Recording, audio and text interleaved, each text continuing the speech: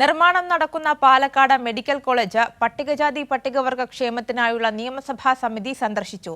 സമിതി chairperson K Shanthakumari MLA, അംഗം P Sumod MLA, under secretary V O. Ajith Kumar എന്നിവരുടെ നേതൃത്വത്തിലുള്ള സംഘമാണ് സന്ദർശനം നടത്തിയത്.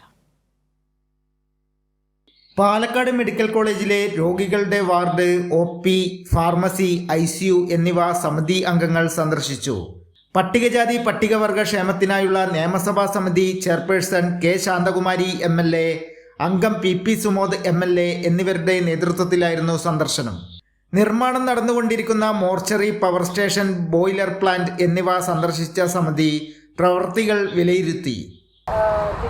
അവിടെ നല്ല ഫ്രഷ് വാട്ടർ ആയതുകൊണ്ട് മത്സ്യം വളർത്തും. ആ രീതിയാണ് വളരെ മനോഹരമാണ്.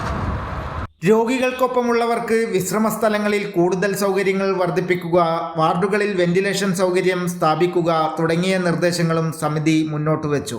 മെഡിക്കൽ കോളേജിലെ വിദ്യാർത്ഥികളുടെ സീറ്റ് വർധനയുമായി ബന്ധപ്പെട്ട് അധികൃതരുടെ ആവശ്യങ്ങൾ ഈ മാസം അവസാനം നടക്കുന്ന സിറ്റിംഗിൽ പരിഗണിക്കുമെന്ന് സമിതി അറിയിച്ചു. കൈരളി ന്യൂസ്, പാലക്കാട്.